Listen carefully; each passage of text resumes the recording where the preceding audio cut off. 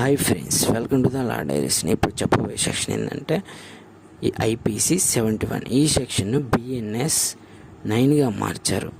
ఈ సెక్షన్లో వెళ్ళిపోయే ముందు కొంచెం మా ఛానల్ సబ్స్క్రైబ్ చేసి బెల్ ఐకాన్ ఆన్లో పెట్టి మా వీడియోని లైక్ చేస్తే మాకు కొంచెం బూస్టప్గా ఉంటుంది. ఇప్పుడు ఈ సెక్షన్లోకి వెళ్దాం. ఈ సెక్షన్ ప్రకారం ఒక వ్యక్తి ఒక చర్య ద్వారా, అంటే ఒక వ్యక్తి ఒక నేరం చేస్తే అందుట్లో అనేక చర్యలు ఉండవచ్చు. అంతేగాక అనేక చర్యలు కలిపి ఒక నేరం కూడా కావచ్చు. ఆ నేరానికి అన్ని చర్యలకు విడివిడిగా శిక్షించడం కుదరదు ఈ సెక్షన్ ప్రకారం. అంతేకాకుండా అన్ని చర్యలు కలిపి ఒకే నేరంగా పరిగణించి అతనికి శిక్షించడం కుదురుతుంది.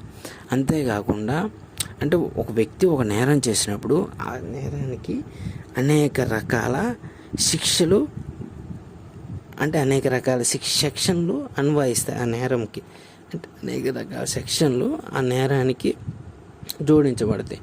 అదేవిధంగా అనేక రకాల వివరణలు కూడా ఉంటాయి. నేరానికి ఇలా చేశాడు అలా చేశాడని ఉంటాయి. అదేవిధంగా అందువల్ల అతనికి ప్రతి సెక్షన్కి సంబంధించి విడివిడిగా శిక్ష చేయటం కుదరదు. అందువల్ల ఇప్పుడు అతనికి ఆ సెక్షన్లో ఏ సెక్షన్కి ఎక్కువ శిక్ష విధించబడుతుందో ఆ శిక్షని అతనికి అమలు చేస్తారు ఈ సెక్షన్ ప్రకారం. ఇంకోటి ఏంటంటే ఒక చర్య వల్ల కానీ అనేక చర్యల వల్ల కానీ ఒక నేరం జరిగితే ఆ నేరాలన్నింటినీ కలిపి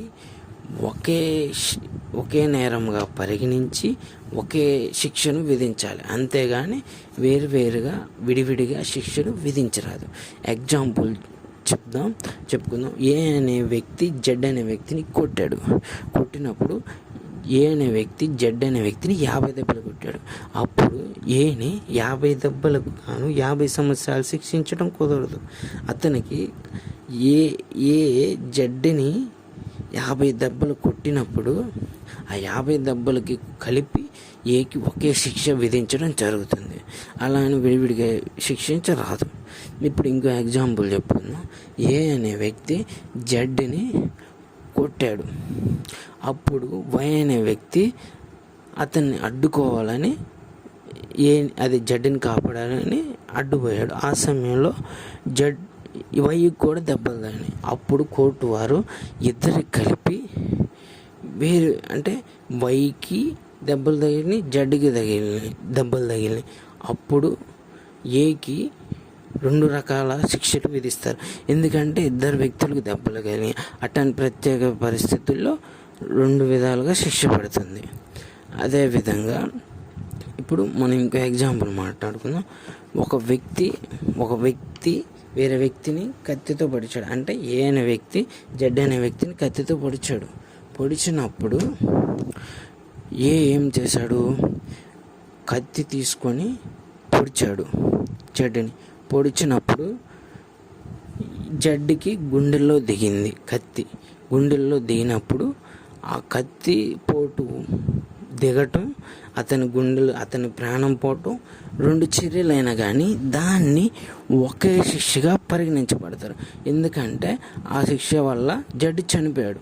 అంతే తప్ప 2 చర్యలుగా విభజించి అతన్ని చచ్చిపోవటం ఒకటి, ఇతని కత్తిపోటు పొడవటం ఒకటి, అలాగా 2గా విడదీరు 2 శిక్షలు విధించడం కుదరదు. అలాంటి సమయాల్లో ఒకే శిక్ష విధించడం జరుగుతుంది. అదేవిధంగా ఇంకో ఎగ్జాంపుల్, ఇప్పుడు ఒక వ్యక్తికి బి అనే వ్యక్తికి ఒక పొలం ఉంది. సి అనే వ్యక్తి అతని పొలంలోకి దౌర్జన్యంగా వచ్చి పొలాన్ని ధ్వంసం చేశాడు. అవి 2 చర్యలుగా చెప్పవచ్చు. అతను అక్రమంగా పొలంలోకి వచ్చి అతని పొలాన్ని ధ్వంసం చేసేసాడు, అంటే నాశనం చేసేసాడు. అవి 2 చర్యలు. కానీ అలాంటి పరిస్థితుల్లో కూడా అతనికి శిక్ష ఒకటే విధించబడుతుంది. ఎందుకంటే 2 చర్యలు చేసిన అతనికి ఓవరాల్గా ఏ శిక్ష విధించాలో కోర్టు వారు ఆ శిక్ష విధించడం జరుగుతుంది. Okay friends.